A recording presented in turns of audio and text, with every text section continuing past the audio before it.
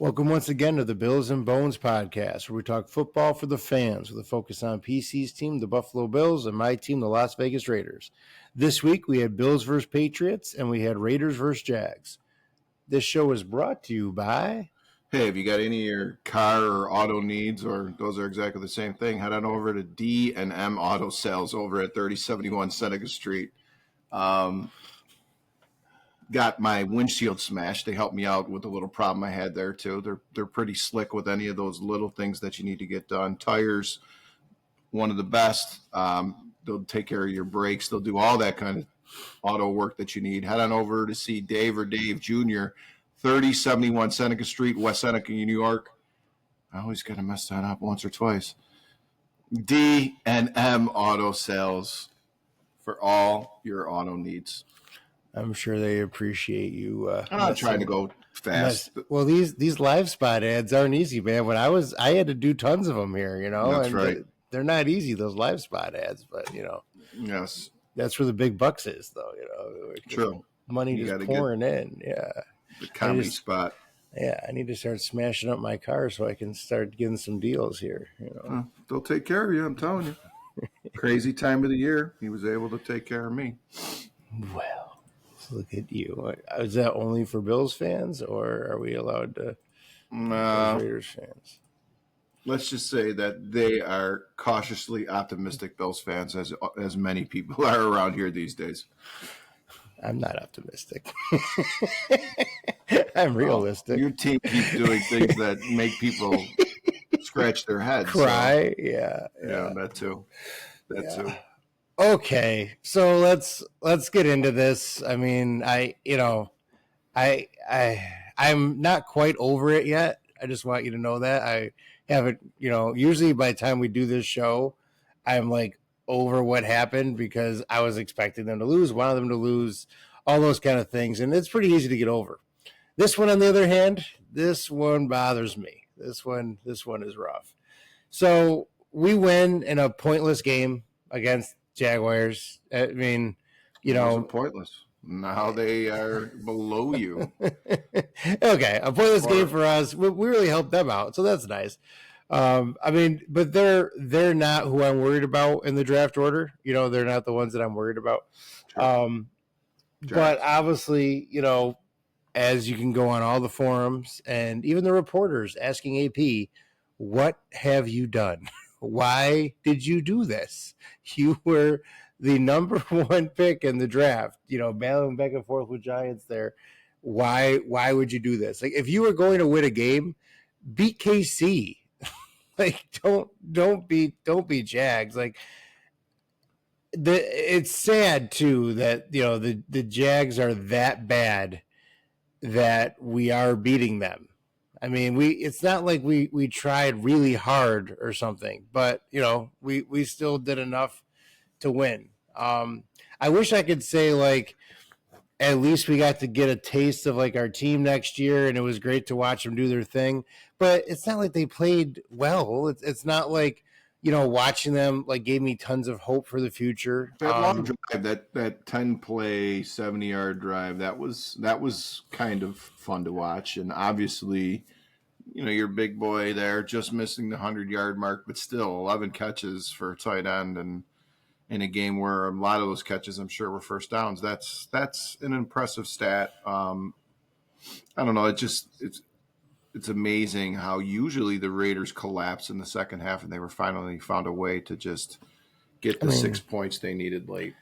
Yeah, I mean, touchdown. They still collapsed. It was just that, Jags are just, that bad off that's all it took to win. I mean, unless they're actually intelligent and trying to tank, but I feel like the Raiders have scored 19 points about 5 times this year, and 19 points is literally that's about what we're capable of. Yeah, that's the score that like you're just always want to avoid as any team in the league, which because it just simply means you're kicking a lot of field goals, and when that happens, good things don't. And that's just the way it goes. I will say that Aiden O'Connell looked the best that I've seen him look. I mean, of course, it's on Jacksonville that has all their problems right now. So they're going to make a lot of people look good. And I'm not really saying that Aiden looked really good. I'm just saying that he looked better than we have seen him. I mean, he actually, ran a little bit, proved he could actually move forward more than 5 feet. So that was cool. He had some really nice passes. I thought he played smart. 24 for 38 is definitely not shabby. So I will say, he did not look horrible. I think he would make a solid number 2 quarterback. I've always said I think he would make a solid number 2 quarterback. And now I don't know. Maybe he's going to be our number 1 again. Well, no matter what, he's going to battle.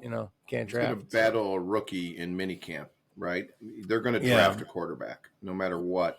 At least a couple performances like this will give him. We'll get one from MCC at this rate, so that's great. Well, I'm serious. These 2 games suck for you. I mean, obviously you are in a position where you would much rather them lose.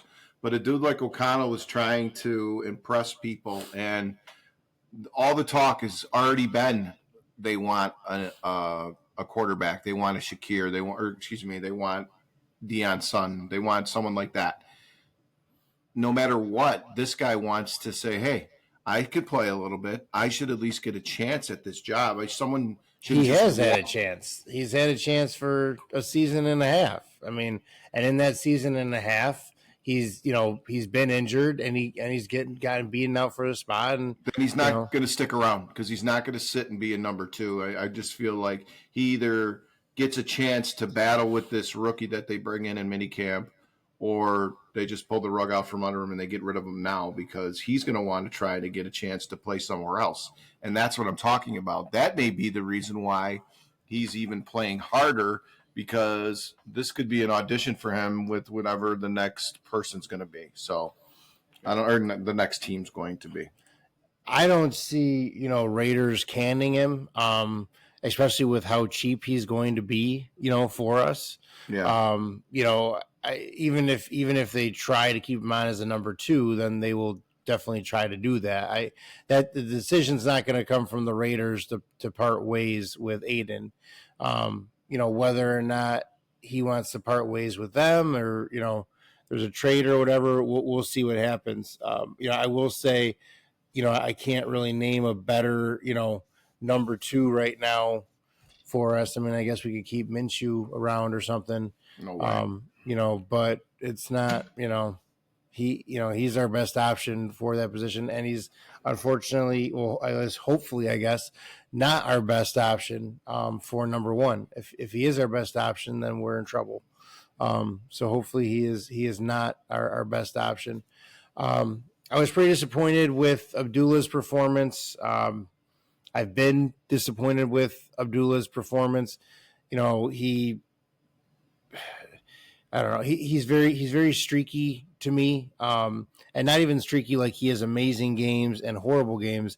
More like he has some of those moments that get you that first down that you needed, and then he has moments where that just doesn't happen. So I mean, he's like streaky like within the game. The Jags played the run tough against you guys this week. I mean, that was. But a lot of teams do. A lot of teams do. They know that is obviously your first option. That is very true. I'm just counting them up. There was maybe 20 carries, maybe a little bit over. That's never going to get it done with your team. Obviously, that last drive, he had to stretch the field a little bit, and he was using Bauer, and he was dishing it out like that.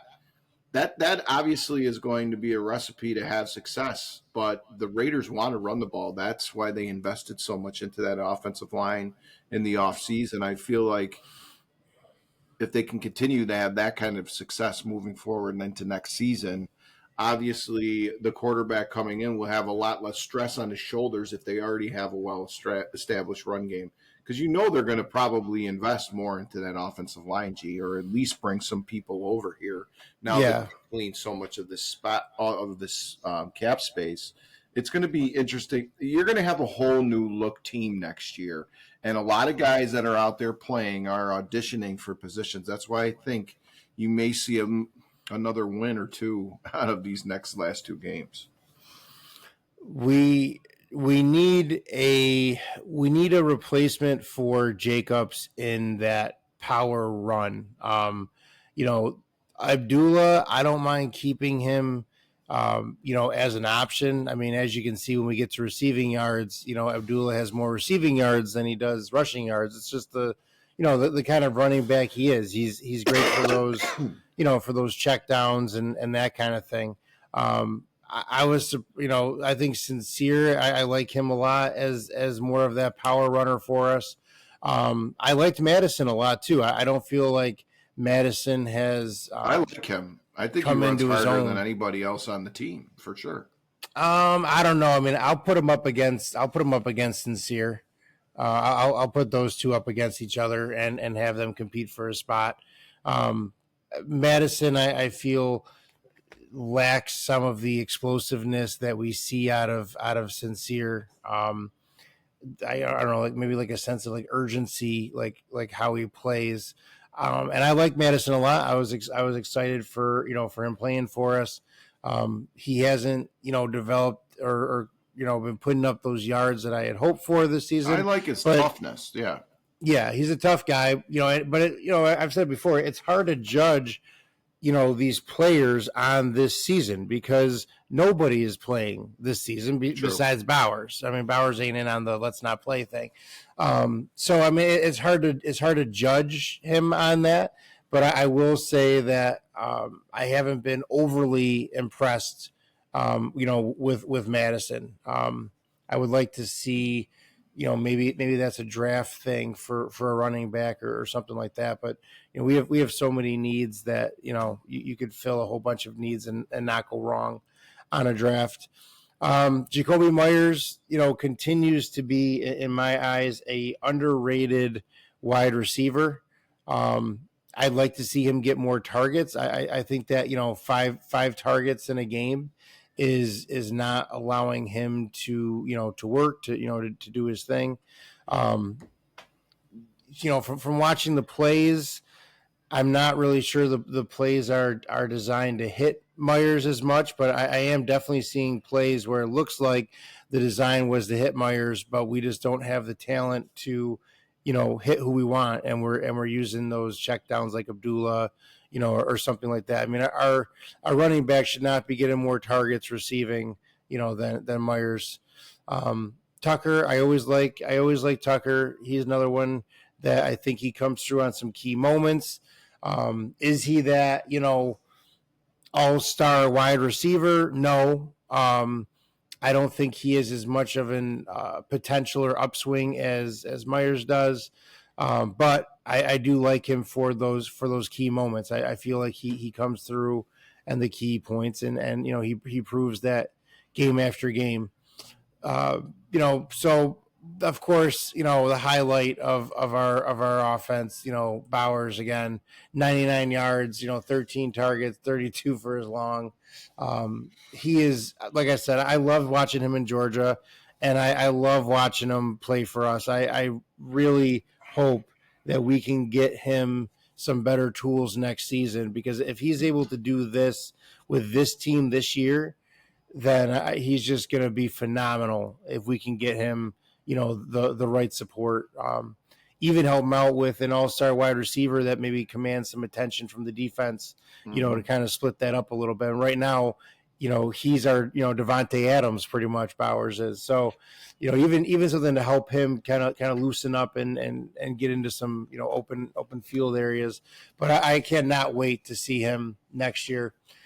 Moving forward to the obvious, as far as, we won the game, what does that mean?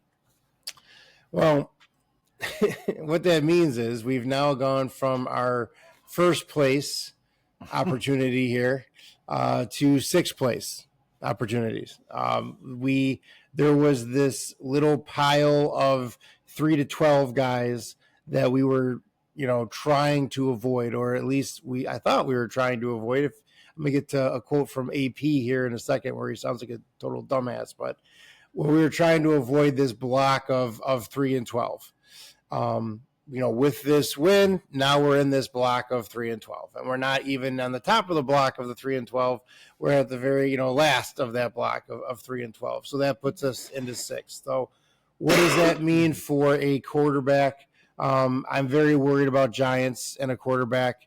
Giants have other needs as well, but I just don't see them not drafting a quarterback. Do you see them not drafting a quarterback if they have a spot at pick one? Well, they're going to probably fire their coach. So the new coach coming in will have an opportunity to do that. So, yes, they need one desperately. Obviously, Jones just didn't work out. And now they need to, they completely clean house in that department. They're definitely in line to do whatever they want to do at the top of this draft. New England, they play a lot of close games. We play them again the last game of the season. I think they like Drake, though. I'm not worried about them going after, We'll talk more about that when we get to our game, but they're not going to draft a quarterback. Yeah. The Jags aren't. No. But 4 and 5. Tennessee, I don't know. I don't know about Tennessee. I think Cleveland and Giants are your definites ahead of us. Yeah. Tennessee, I think, might be like an opportunity thing. Like if they had the opportunity, they might snag somebody up, not necessarily hunting for one, but if they had the opportunity, I think Cleveland and Giants are your bigger worry.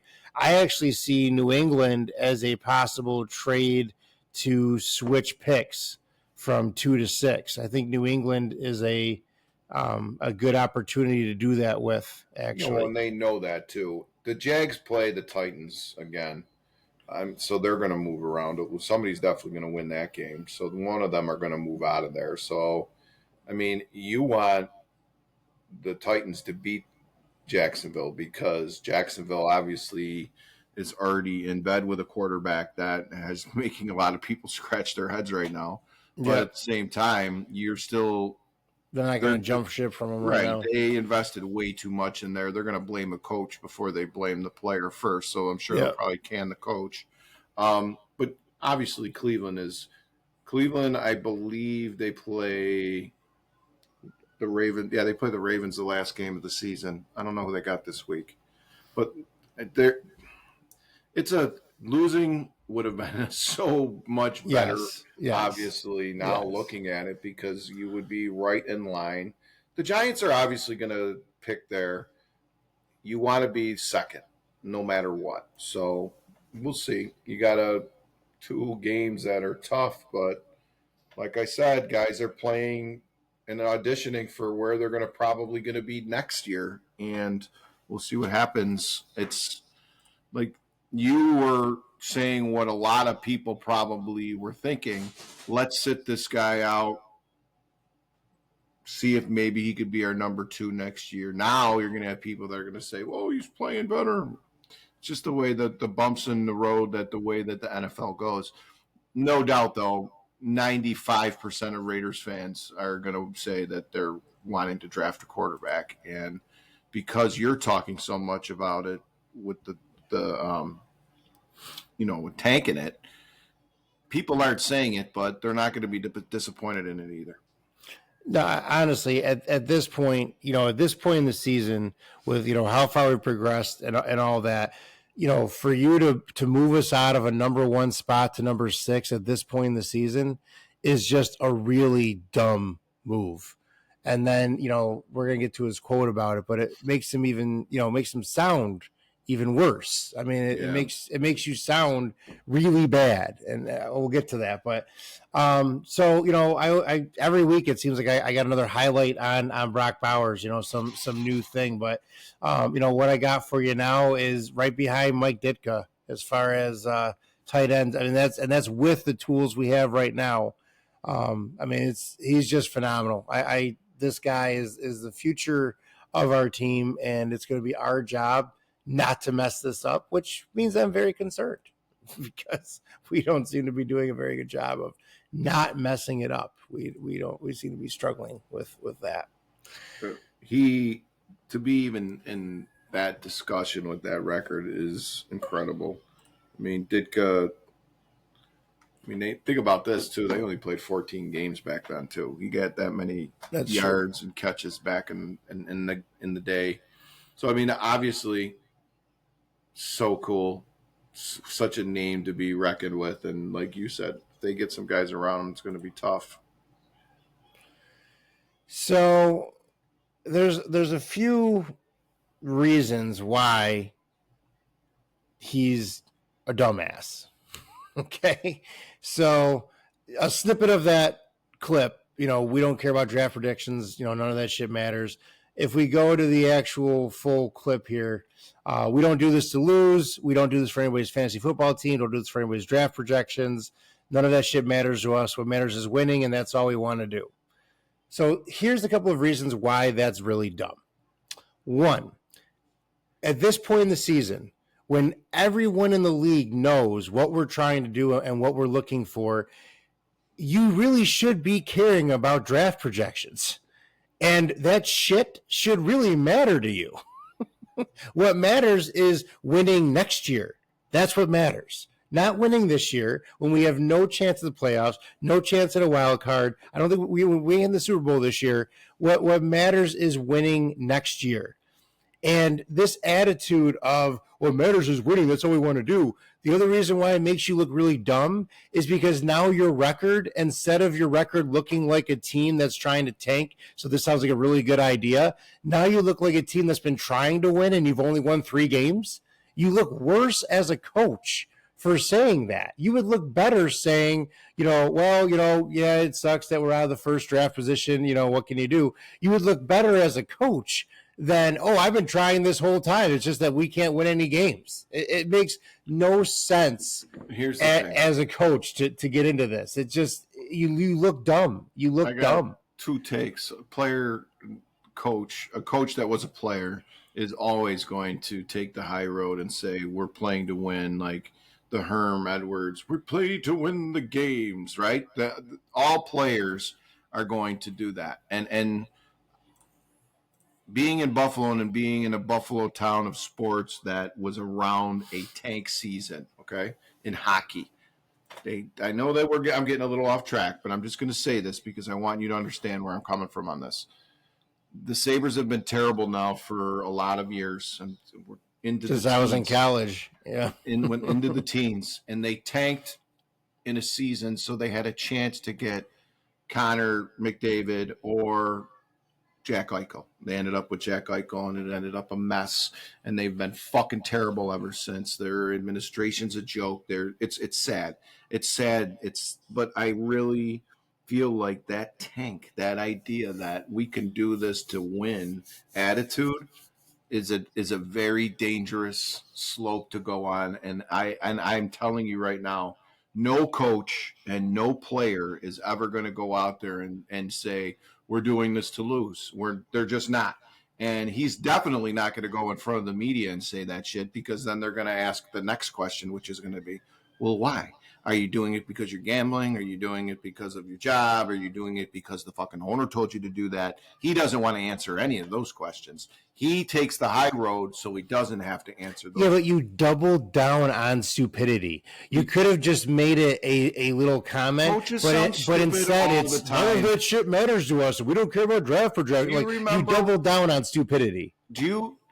Have you watched Belichick lately when he does any interviews and how articulate he is, and he breaks down shit, and he's super duper smart, and he busts balls, and he's fucking hilarious?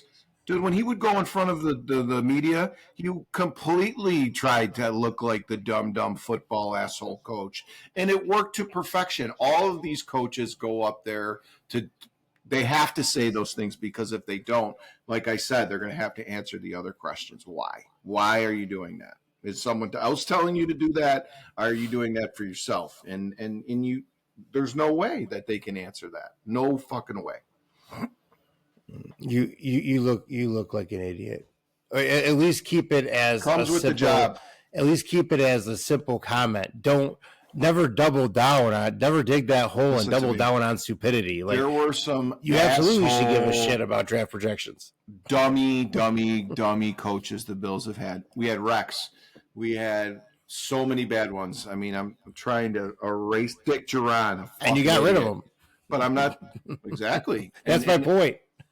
The guy hasn't even had a chance with a quarterback yet. He has to go up in front and say that shit. If he says, "Oh, we're trying to tank so that we can get a next quarterback next year," people are going to fucking eat him alive. It's never going to happen. That's just the way these guys have. Well, there's better ways to say it than that. I mean, you can have a little bit more couth than that, like to say it, but there's a difference between saying that in a better way or not saying things than doubling down and making yourself look like a dumbass. He's using it as a way to say to the media, "We showed you that we could still play. Like, you keep saying all this bad stuff about us. We beat one of the worst teams in the league. Yeah. Yeah, but that's exactly the type of mentality that these dudes have, and it's never going to change. Never. Well, Raiders fans are pissed. The ones that have been, supporting AP and stuff, lots of them are sort of jumping ship, changing sides, all those kind of things, based on I'm winning here. I mean, it's when I told my wife, I'm like, well, Raiders won. She was all like, well, why? Why would they win? Like, why would you do that? Now we have it. There's really two quarterbacks that we keep on mentioning, that we like. So having two people that are ahead of us that are both looking for a quarterback is not a great spot to be in. Like I said, I think that there are some people that we can trade with to move up. But even if we trade, unless we can just do a trade of 2 for 6 with Patriots, which doesn't make any sense, for them, then we're still giving up things to get back in the position that we had already earned this season. And all those losses now during this season become pointless because you win a game and now we're kicked to number 6. We were fine with losing all these games all season when it was, for something and there was a purpose to doing it and, there was something to look forward to. For you to lose all these games and now you want to win, a random game or two, we'll see what happens, coming up here. But for you to win a random game or two, it negates all the suffering that the fans did all year. I've had to watch this team lose all of these games, and just try to hang on to the fact that, maybe next year we have something. So for you to fuck all that up, it's not how it works. It kind of sucks. I've been on many of seasons where the Bills were in these drought years where they won meaningless games at the end of the year and you shake your head and you wonder why. And I'm telling you, this is the answer why. They're never going to say, and look, Jacksonville's a perfect example. They got a bunch of scrubs in there playing right now, too. All those teams that are at the bottom of the barrel that are scraping, yes, they should probably lose, but a lot of them are going to win because they got guys on those teams that are fighting to get those positions for next season to battle for a chance to have a job next year. So, look, the Pats stink, but they got a quarterback, like you said. Obviously, Jacksonville's got their own problems with it. Cleveland is the team you need to worry about, okay? The Giants is the team you need to worry about. And at the end of the day, I guarantee you when this is all said and done, you will probably be in the top 2 of teams looking for a quarterback on the draft board.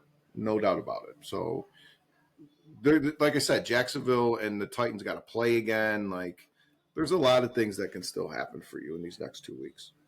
We had it locked down. I got like so many texts from people of like, why would you guys do that? Why would you guys mess that all up? Like, well, because that's what we do. That's why. Patriots and Bills game. It was a good game to watch, from someone that was an outsider. We talk all the time about how divisional games are completely up in the air for what's going to happen. I mean, that 3-12 team looked amazing against you guys. And it's not that they're amazing. It's not that you guys are horrible. It's the whole divisional thing. It changes up what we're doing and what we're talking about. I thought that Drake May looked really good. I've been a fan of Drake May. We can add him to my list of people that I mentioned If you remember, I used to talk about it on the way to work all the time. But he's one of the people we can add to. I would have liked to see him over here, and that never happened. He obviously still has work to do. It's not like I'm saying, well, we missed out on Mahomes or something. But I did think that he looked very good. He doesn't have a very deep supporting cast yet, but they're definitely going to build around him. They're not going to be looking for any quarterback anytime soon. No. In fact, I'm very comfortable saying this as a Bills fan who's watched a lot of football. I think Drake May is a hell of a lot better than Tua, just because of his presence, his pocket presence, his awareness, his escapability. Look, I didn't get to watch the game until last night after it was over. I was actually in the airport following it on my phone play by play. And, the one thing that certainly was relevant and prevalent, I guess I should say, is they were able to stay on the field a long time. Their time of possession is the most important thing for teams to beat the Bills. If you look at, it's any of our losses, that's a big part of it. And most teams who keep it close with us, it's because of time of possession, right? So they had very balanced attack. They were able to cash in on 13 penalties with us. And when you get down 14-0 in a ball game with a quarterback who is picking apart a defense, you have to start to ask yourself, why is this happening? And look no further than the secondary being down 3 soldiers. You've got 3 starters that are missing time, and depth is playing a huge role in the Bills' success this season. And yes, a 3-12 team came in here and outplayed us, but the defense was able to do something that they've been doing all season. They came into the second half, made some incredible adjustments, Yep. got the turnovers that they needed, and actually scored for themselves. In fact, the Patriots didn't score in that second half until there was a minute 13 left. So they made some big plays when they had to, yes. Do I want Balin Spector in there? No, I don't. Balin Spector is not who I want in there, okay? I would much rather have Milano. I'd much rather have Dorian Williams, who's turning into quite the player. And guys need to step up. This is the NFL. I'm not going to sit here and cry about it. That's the way that it goes. It's funny. You're complaining about a win, and there's a lot of people in Buffalo that are complaining about a win today because they're so worried about this defense. And that's the narrative on TV, but it just goes to show, G, people aren't watching. They don't know that dudes in the secondary are out, okay? They don't know the Sean McDermott defense depends on that continuity and that communication factor. In fact, you could see it yesterday. There are going to be times, and there were times where there were some communication breakdowns. Bernard and Milano were having problems with each other. Who do I want out there ultimately right now? I want Bernard and Dorian Williams. They're on the same page. They went through training camp together. They are communicating at a very high level. They're reading plays, and when they're not in the game together, the Bills are struggling. And obviously, look, Elam is a draft pick that we missed on. He's a guy who struggled a great deal yesterday, and I'm talking about the cornerback, G, number 5. He was someone who, had a lot of upside coming out of the draft, but it's a miss. The guy has struggled every single time he's been out there. We need Douglas on the field, a huge veteran presence. He brings a little of that swagger, and when the defense doesn't have it, it shows. And, people had a lot to say about Hamlin, but say what you want. He's a part of that communication factor. He's very, very smart. He's been able to prove that. I mean, obviously, he's not coming up there and smashing guys. And last year he had his struggles, but this year he's completely put that work cap on, and he's been an instrumental part of the success of this defense. And when he's not in there communicating with the linebackers, you're going to have guys like Drake May who can pick apart his own. And that's exactly what was happening on a lot of those third downs. You didn't see him throw it way down the field. I'm looking at the longs here. The longest pass he threw was 14 yards, and that was to the running back who was able to take it after a very short pass. That's how teams are beating the Bills, okay? We need a lot more than just the starters to do well. We need these backups to get in there and see real game speed, because in the playoffs, when we may need someone to go in there when someone twists an ankle or does something and needs to be out of the game, they're ready to go. So, yes, it was a very concerning 14-point deficit to start off the game, sitting in my chair, watching on my phone in the airport with the phone connected around my neck almost because I was so pissed off.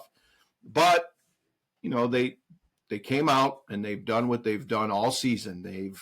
They adjusted in that second half. They scored right away, and they got themselves right back into the game, and then ultimately got the lead. And when defenses score, our defense especially, when our defense scores a touchdown in the Josh Allen era, we rarely lose at all. So kudos to the D for using the young guys, having those young guys come in and be effective. And obviously, wasn't Josh's best game, G, right? I mean, you watch. What did you think? No, What did you it definitely think? was not Josh's best game. Um, I thought that up until the third quarter there, that your first turnover there, I was saying that if Bills win this game, they didn't deserve it. That was my opinion of if they somehow scrape this game out, then they don't deserve the win. Um, my opinion changed when your defense stepped up. That turnover in the third and then again the fourth, like, great. Your defense did what you need your defense to do, which is, pull your offense through sometimes. I mean, your offense has been, obviously phenomenal, and Josh Allen is obviously phenomenal. This was a game where you needed an extra boost because Josh Allen was not being his little phenomenal self, Right. and your wide receivers were not being their little phenomenal selves. So you needed a rescue, and you got that in two turnovers from your defense. Personally, I don't see anything wrong with that. Going into work today with all the Buffalo Bills fans and the Buffalo Bills fans haters that are at work, there was a lot of hate going on about, man, you guys barely scripted out. You're lucky the defense, blah blah. What do you mean? You're lucky the defense was good or did their job? Well, I don't. That saying as a saying makes no sense to me. You're lucky that your defense was good. That Yeah. doesn't that it doesn't make sense, or it doesn't work as a statement. The Patriots and Patriots fans are the last people that should be saying that we're lucky that our defense was good. It's funny because I have a lot of friends from Boston, and over the years they have rubbed it into my face about how well the Pats have owned the Bills, and it's no secret that Brady was unstoppable against us. I think his final record was 23-2 or something like that, like absolutely asinine. I saw a stat today on Brady where he has never taken a snap when they were mathematically out of contention for playoffs. Every snap he's ever taken, he's held his teams at least mathematically in there for the playoffs. He's never taken a outside snap of that. That's I pretty mean, just cool. phenomenal. I like that. Not really, but this kind of lends to that. Over the years, there were countless games where the Bills would jump out to an early lead on the Pats and find a way to blow it. And that's exactly what New England did. They found a way. In that second half, all of those turnovers were huge for us. It wasn't like we were marching down the field on them. A lot of foolishness, a lot of look. Josh obviously had some type of injury, and all of us have hit our funny bone before, and we know that feeling. Okay, when he was making a throw, when he hit the ground, he stopped with his elbow, and when his elbow hit the ground, he said that he got that funny. In a couple of his throws, he said he couldn't even feel the ball when he was throwing it. Well, put that into the fact that it's been revealed, and most people in Buffalo knew this was true. He's been playing with a broken hand on the left hand, and that's not something that heals overnight. It's going to take some time. He hurt that way back in the beginning of the season. It was feeling better. He took the glove off. Well, guess what? It got fucking cold again, and of course he hurt it. So he's going to fight through that. That's just the way that he is. But the right hand, I mean, he needs that one. And when you get a funny bone injury like that, I wouldn't be surprised if he's got some fucking dorky elbow pad or something going next week when he's rocking and rolling. But I got to talk a little bit too, G, about you know the 1 seed now. Okay, that win for us still keeps us in line for it if the Chiefs were to lose the next 2 games. Now, I'm not saying that that's going to happen, but no matter what happens on Christmas, it's kind of weird too.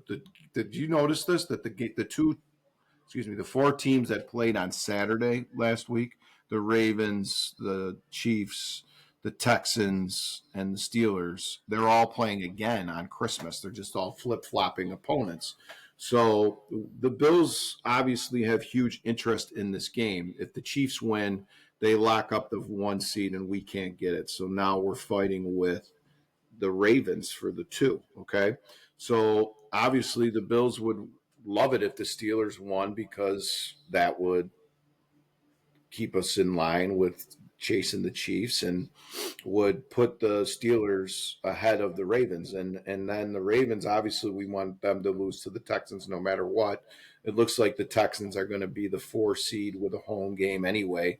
And I mean, their team is dropping like flies. Did you see that Tank Dell injury in the end zone on Saturday? That was horrible. That was bad. I mean, we've talked about it before. Like, I don't care if you don't like the team, whatever else. Like, you never like to see, injuries like that, no matter what team they're on. And that was a rough one. I'm starting to like C.J. Stroud a lot too. The guy, I think as a person, he's impossible not to like. I just feel like he's just impossible not to like. Working, good, young kid, and you can tell. Not only does he love the game, he loves his teammates. He said that that's his best friend. I mean, the kid, he threw a fucking dime in there, and he's bawling his eyes out because, unfortunately, another guy is in the position where that's the game, man, and it just sucks because Tank Dell's only in his second season. That's the second horrible injury that he's had. You hate to see it, but again, like the Texans are going to be the 4. Who knows what the bottom's going to look like? But at that Steelers Ravens kind of action there is really huge for the Bills. And look, the Ravens lose, we automatically get the 2. They're the only team that could pass us for the 2 right now because they have the head to head. But we got 2 games on them. So obviously, in a perfect world, the Bills fans would love to see the Steelers win and the Texans win. But that they're both going to be underdogs in both of those games. So we'll see how that goes.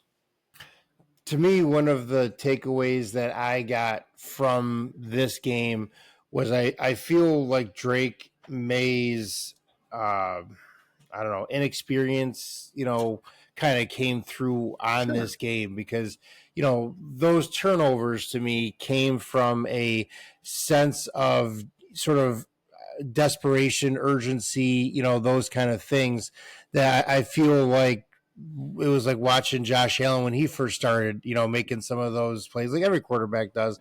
Yeah. I feel like, Drake May needed some more experience. That was a huge game for him, obviously, against the Bills at this point in the season, tons of pressure, all those kind of things. But to me, if he would have settled down a little bit, I'm not sure that, both those turnovers would have happened. And I think the turnover in the third was actually a bigger deal for the turn of the game, than in the fourth. I mean, that was a big turning point in the game.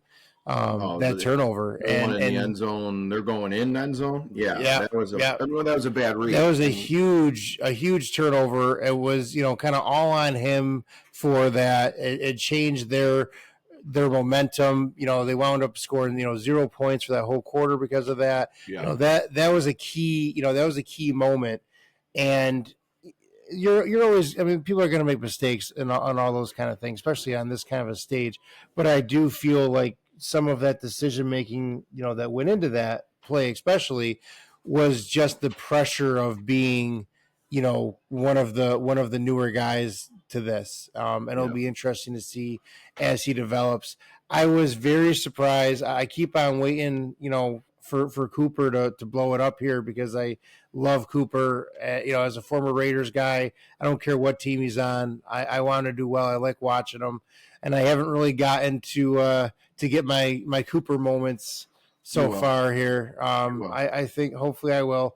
Kincaid kind of surprised me. I thought Kincaid was gonna get a little bit more done that game. But all the wide receivers, were surprising because Josh you struggled. had you had the struggles there. So I mean, Kincaid surprised me, but like I said, all of them surprised me. I mean, you had for Josh 154 yards, is one a quarter and a half for him. So it was kind of lower Well, on the yards. yeah, I'm going to say two things. Josh hasn't seen this New England defense with this coach and the looks that they were going to throw. So there was some confusion, and obviously they made some adjustments to come out and score at halftime, and they were able to figure it out and get it done. But McDermott, notoriously, there's only one rookie quarterback that has beat him, and that was Trevor Lawrence. I think that's why I hate the Jaguars and hate him so much. But seriously, he's had an incredible resume against rookie quarterbacks, and even though May struggled and had those turnovers and obviously cost them the game, you can see that the touchdown that he threw into the corner was beautiful. The one to I think it was Stevenson. I don't remember who it was. Perfect placement on that. Unbelievable. No way anybody was going to defend that. It looked like an interception all the way up until it was in the right guy's hands. You're like, wow, he just threw an interception. There was a football-sized window that you could pull that play off in, and he hit that football-sized window. It was very impressive. In the Josh Allen era, the Bills have played games like this against New England in the regular season every single year. Every single year. Going back to when Cam Lewis was their quarterback, going back to when Jones was their quarterback, now May, they always play us very close. And they beat us in a game like this last year when I was on my damn honeymoon. So these games happen. And you're right, G. The divisional part about it's there's something about it. And I promise you, in 2 weeks, when we have to go down there, I'm really kind of hoping that it's all wrapped up. But if it's not, fine and dandy, whatever, because they're going to be hungry and they're going to treat it as a playoff game, and obviously want to prove that this was no fluke, that they didn't come in here and we didn't play down to the competition. They actually just played really, really well, and that's the way that it goes. So I don't know. I'm not afraid of them by any means. I just feel like with the injuries and obviously their hot start, people got very nervous very quickly, and I tried to keep my cool throughout. And man, sitting there watching on my phone, all these turnovers, waiting every fucking 40 seconds for this shit. It was unbearable. But it is still the fastest way for whatever reason. The phone is usually a play or two ahead of TV or whoever's watching. So I'll take that over, because my phone will update me right away when there's a touchdown. I don't want to find out there's a touchdown and some jerk's watching it in front of me and he's 3 freaking plays behind. Like, I didn't want any of that shit. That was not going to happen. James Cook continues to be impressive. I love watching him. I'm a big running back fan, obviously. I've said it many times, but James, do you feel that James Cook has further to go? Or, I mean, do you think that this is what you got, for the next couple of years for him? I'd like to see some more help for him. I don't, it'd be nice to get him some help. Who? Cook? Yeah, it'd be nice to have an alternate that could put up those kind of yards too. Like you're watch the season. Ty Johnson last week had against he had 2 touchdowns. The running back core is consistency though. Consistent. Yeah, well, they're backups. I mean, Ray Davis and Ty, that 300 monster I will take all season long. And Cook, yes, Cook is obviously the star in the showcase there, but the way the Bills are going to beat teams is when people are worried about Cook and the other ones in there. That's the beauty of this Brady offense, is that Cook can smack you for an 8-yard run, and then they'll bring in the other guy and they'll do a little wheel and throw a pass to him where he's got a linebacker on him.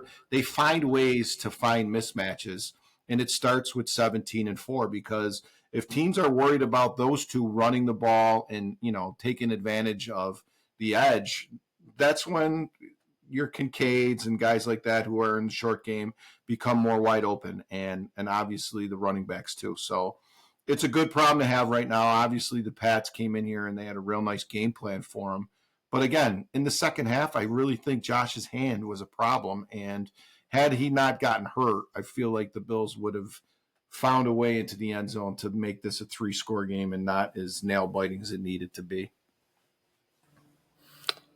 We will see. I think that lots of this you can also chalk up to just the divisional thing that we talk about. I mean, next week Patriots might be back to looking like a 3-12 team or whatever. But I mean, you made that 3-12 team look like another 12-3 team. You know what I mean? The last thing you want to do is let a team like that score on their first 2 drives. They came right out and went right down the field. That's something the Bills, unfortunately, in these last couple of weeks, defense has had a very hard time getting off the field. And when you're playing against a desperate team like that, be prepared for a fake punt. That fake punt defense that was in there was not the defense that McDermott wanted in there. They were doing fake safes, so they wanted to make sure that that if there was a direct snap to the running back, or if there was a pass, like so many teams are throwing desperate plays at us because they know they have to hit on something big in order to have a chance to beat us. And Pat scored twice in a row to start the game, and had an onside kick, and had a fake punt, but still weren't able to get the job done because, again, we got those turnovers we needed. So looking forward next week, what are you thinking? Well, I'm thinking I hate the Jets. I'm glad that they're coming here at this time of the year when they've pretty much given up on the season. And you listen to Rodgers in his press conferences, and you look at how decimated their team is too. I'm not saying that we're going to roll them over, because obviously a divisional opponent who's already seen us this year, that we know that's just not the way that it goes. But I'd like to see the Bills get on them early so that we're not in this situation again where they're coming from behind and you have to be nail biting it all the way down the runway of your flight home. So like I don't know. I would like to see that Josh's hand is okay. I'd like to see him come out here and be able to continue to let everybody eat, as they say, so he can dish it out to anyone and everyone during this game to just show me that the hand is fine. But who knows? He might come out there with some gloves on. He might do something that we're not accustomed to him doing. But at the end of the day, the Bills are better than the Jets. The Jets have been one of the worst teams, one of the worst franchises over the last 10 years. They continue to make stupid decisions inside and out. When they come here, we usually handle them well. I would hope that last weekend was a lesson to this team and that's another thing, G. We'll be getting some guys back. I'm sure that secondary will be looking a lot more healthy. I'm sure Dorian Williams will be a little bit better and more suited to go. And one thing that you talked about that I wanted to touch on too was you want to see a little bit more of Cooper. And I think Bills fans do too. But know this, Josh kind of talked a little bit about it in the press conference yesterday, how, they need to win these games, but they're not going to go out there and show everybody what we're planning on doing. That's not going to come out until it's really, really needed. And Christmas is a big, big day for the Bills. If some of the chips fall the way that they need them to, it would be opening the door for guys to rest over these next 2 weeks. For instance, if the Chiefs beat the Steelers, which a lot of people think are most likely is going to happen, and then the Texans were to beat the Ravens, okay? That means that the number 1 is locked up for the Chiefs. We can't catch them, but we would lock up the number 2. We can't go any higher, right? So if Josh's hand is fucked up, why not let him sit these next 2 weeks so that we don't have to worry about any of this bullshit, and he can rest up and get fucking, I don't care, masseuse on his hand, anything that he needs, go get it iced out and warmed up every single day leading up to whoever the hell we play in the playoffs. Because if the chips fall right on Christmas, we don't need him to play for 2 weeks. That could be good for a lot of guys who are banged up right now. Your Terrell Bernards, anybody like that. If that were the case. Now, if the Ravens do win and we're still fighting for the 2, then obviously he's going to go and we're going to play hard for that. Or if the Steelers win and beat the Chiefs, we're going to still continue to play hard for the 1. But the only problem with that is that, that again is opening the door for possible injuries down the road, even though we may have a chance to sit our guys for literally 3 weeks leading up into the playoffs if everything falls nice for us on Christmas Day. Steelers are that kind of team though that you really can't count them out on any of their games. I will be cheering hard for the Steelers. One, well, of course we will. I really like them as a team, and 2, of course, who they're playing. Do I think that they can do it? It's obviously a long shot, but Steelers are one of those teams that, it's not a divisional game for them, or else I would say they're definitely one of those teams that can do that to you. But it'll be interesting to watch that game. It's in Pittsburgh too. Plan on catching it, yeah, and that's cool. Like very rarely does the NFL ever play on a Wednesday, and for them to have 2 Wednesday games is pretty cool, and both of which are very, very meaningful for the Bills, and hopefully, we get some of the results that we want so we can kind of start to figure out what we're going to do with these guys that are a little bit banged up, because the last thing you want to do is get into the playoffs into a position where they're not ready to go. And hopefully we don't have to watch it buffering the entire game either, like the Tyson fight. Hopefully they can figure this out and get that down a little bit better, because that'll be a very frustrating thing to witness. They don't have those problems in casinos as they do in people's houses. I don't know what it is about those places. Next week, of course, we got the Saints, and of course, I don't want to win. 2 of the sweetest jerseys in sports, though. You got to admit, 2 of the best. The color schemes wise, yeah. I don't know if my second place logo is the new one for Tampa Bay, and I don't like their old one very much, but the new one, the new color scheme, all those kind of things, I'm a big fan. My least favorite is that Seahawks neon green horrible. Should never ever be out on a field ever again. It hurts your eyes. It's offensive to look at. Just horrible. Speaking of uniforms, last people were down on that Bills uniform. I like that Bills uniform. They were getting a lot of hate for that uniform. I didn't mind that at all. I'm not a big fan, but I mean, I will say this. They typically wear them when they play in snow type games. Like they try to exploit that with the league, make it kind of look like that. Obviously has that Christmassy look to it. I'm a fan of blue top, white pants, and that's it. Like, or all white. All white I love. That looks pretty sharp. Sometimes they go all blue, but all white or blue top, white bottom is my favorite.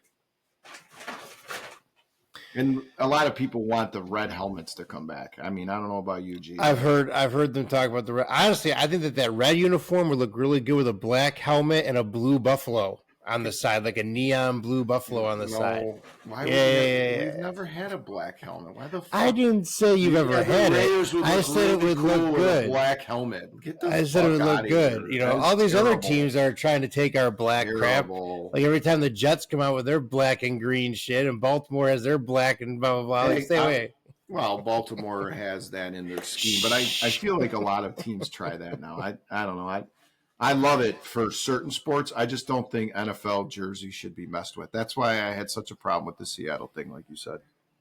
I think that my favorite team that I like seeing the throwbacks from, the Steelers throwback uniforms are usually pretty cool. I like the Steelers throwback uniforms.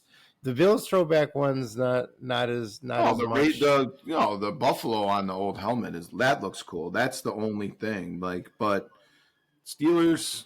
Don't mess a good thing. Black jersey, yellow pants is sweet. Or white jersey, yellow pants. You can't mess that up, dude. It is a good color scheme. San Francisco though too. That red, red and gold is nice. That's nice. What the high school that I went to's rival wears the San Francisco. Actually makes me want to puke right now. I mean Notre Dame too. I mean that's a really nice scheme. I like the Notre Dame scheme. You're a fan Now of you're them. talking. Yeah, I mean you got that going for you. Well, we will. Will be interesting to see. We're gonna have to come out with our show on a Thursday here instead of a Monday coming up, or we'll have to figure that one out. No, That'll we be won't. interesting. Why? So, well, Christmas games. It'll be nice to cover it maybe a little bit. You don't want to cover it. You just Two of them? Okay, rather no, just wait. no, I would love to, but no, we I can thought talk about. we could do a Yeah, special Christmas thing. definitely talk about the scenarios that involve the Bills because the Raiders will have Yeah. nothing to do with happens on That's Christmas. that's For what I'm sure. saying. We Yeah, have some big moments going on here for Christmas, and everyone's gonna be watching the games. So yeah, I could definitely see doing that. some good So action. All right, bud. yeah, we will see you guys next week, and thanks for joining us.